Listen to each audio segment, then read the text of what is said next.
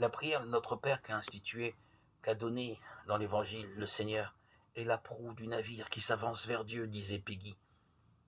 Il est la matrice de toute vie intérieure et il nous introduit dans l'intimité même du Christ. Il devait y avoir une beauté ineffable du Seigneur dans son dialogue avec le Père, comme un mystère de communion infiniment lointain, extrêmement attirant pourtant. Car c'est en le voyant prier que les disciples lui demandent de leur apprendre à prier. Luc 11, 1. Prier n'est donc pas si spontané, il faut apprendre, il n'y a rien de plus beau que de voir des enfants réciter une prière telle que le Notre Père, que nous enseigne la prière du Seigneur. D'abord que mon Père est notre Père.